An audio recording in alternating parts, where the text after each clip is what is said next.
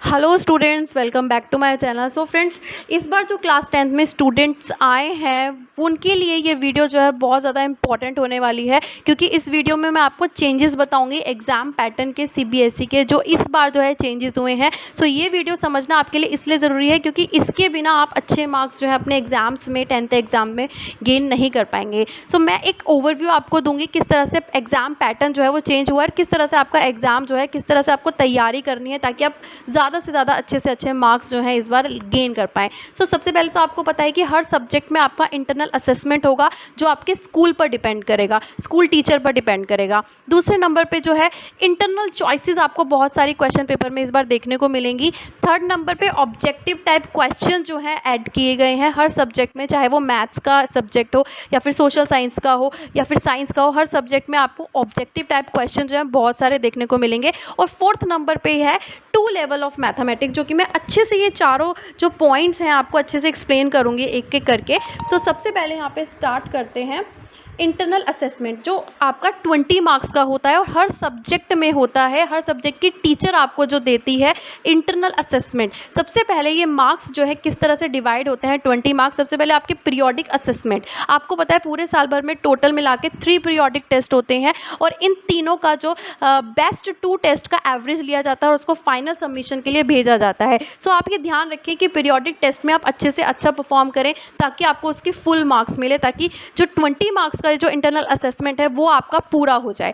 Next जो 5 marks का होता है वो मल्टीपल असेसमेंट होता है, जो आपके क्लास में ओरल टेस्ट होते हैं या फिर इंडिविजुअल असेसमेंट होता है, ग्रुप एक्टिविटीज़ होती हैं या फिर आपको असाइनमेंट्स जो दिए जाते हैं, ये सब चीज़ें जो आपको करवाई जाती हैं उन सब चीज़ों को ऑब्जर्व किया जाता है सब्जेक्ट टीचर के थ्रू, और उसके बाद आपको इसमें 5 मार्क्स जो है दिए जाते हैं। थर्ड नंबर पे पोर्टफोलियो आता है। पोर्टफोलियो जो होता है एक स्टूडेंट ने कितना ग्रोथ किया है, कितना अचीव किया है, कितना समझ पाया है, कितनी प्रोग्रेस है, एफर्ट्स है, अचीवमेंट्स हैं, ये सब चीज़ें जो है एक पोर्टफोलियो जो है हर स्टूडेंट का एक खुद का अलग से बनता है, जिसमें सारी चीज़ें जो है मेंशन होती हैं और उसके बेसिस पर एक स्टूडेंट को 5 मार्क्स दिए जाते हैं।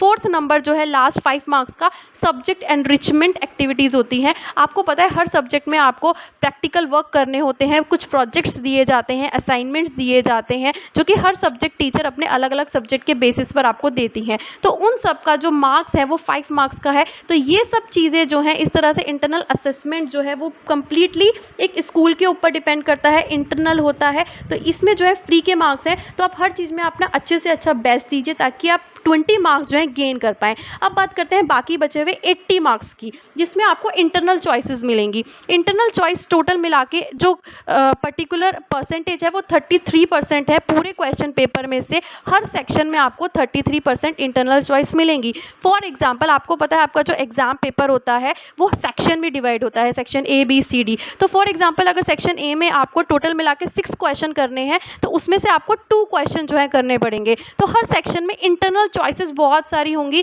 तो जो क्वेश्चन आपको आता है आप वही पिक करें। जिस क्वेश्चन पर आपको पता है आप 100% श्योर हैं कि ये आप अच्छे से कर पाएंगे, ज़्यादा से ज़्यादा मार्क्स गेन कर पाएंगे, आप वही ऑप्शन चूज़ करें, तो it will help you to gain more marks. Third जो चीज़ है वो है ऑब्जेक्टिव टाइप क्वेश्चंस। तो ऑब्जेक्टिव टाइप क्वेश्चन जो है इस बार सीबीएसई ने बोला है कि टोटल जो है 25% जो है एक सब्जेक्ट में ऑब्जेक्टिव टाइप क्वेश्चन जो है देखने को मिलेंगे। सो ये बात बहुत अच्छी है। 25% ऑब्जेक्टिव टाइप क्वेश्चन, जैसे कि हो गए एक क्वेश्चन के 4 ऑप्शन, उसमें से आपको एक राइट ऑप्शन टिक करना है। फिलअप्स की फॉर्म में आ सकता है या फिर एजर्शन रीज़न की फॉर्म में क्वेश्चन आ सकता है। तो ये ईजी होते हैं, मार्क्स इसमें गेन करना ईजी होता है। तो टोटल 80 में से कह सकते हैं कि 20 मार्क्स जो है वो ऑब्जेक्टिव टाइप क्वेश्चन के होंगे। तो 20 मार्क्स के ईजी क्वेश्चन होंगे जिसपे आपको टिक करना होगा।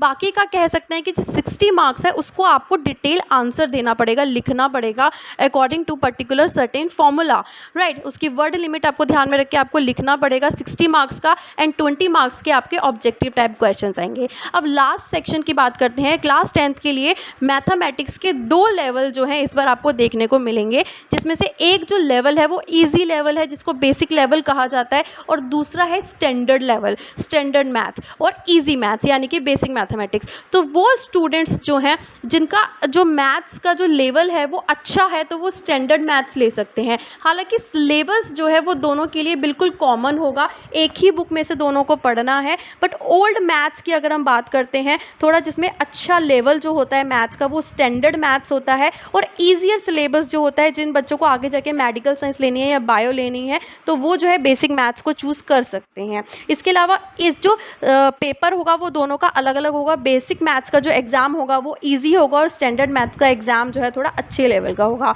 सो ये आपके ऊपर है, आप कौन सा मैथ्स जो है चूज़